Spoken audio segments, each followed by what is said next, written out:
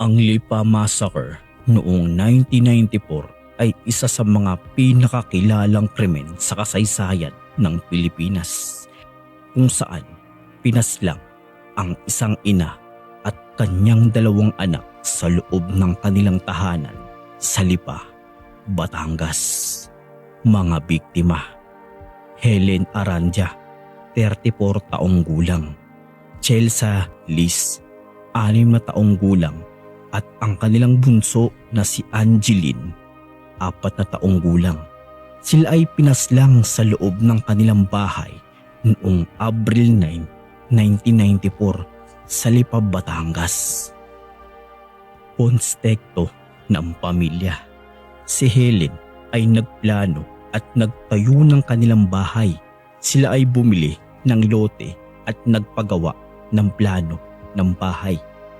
Ang kanyang asawa na si Ronald Arandia ay nagtatrabaho sa Saudi Arabia nung nangyari ang krimen. Ayon sa kanya, nagsumikap siya sa abroad upang maipundar ang bahay na pinapangarap ng kanyang asawa. Ngunit wala na pala siyang babalikan dahil nga sa nangyari.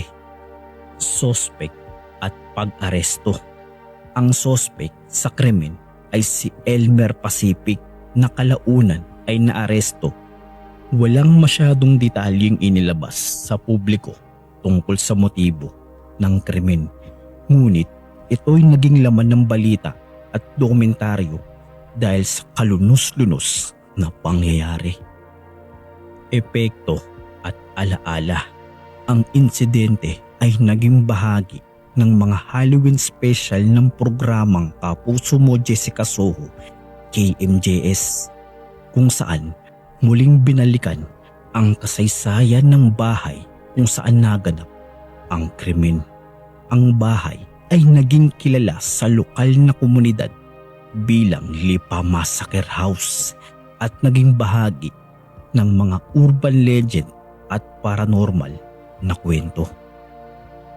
Si Helen at ang kanyang mga anak ay inilibing sa Internal Gardens Memorial Park sa Lipa, Batangas.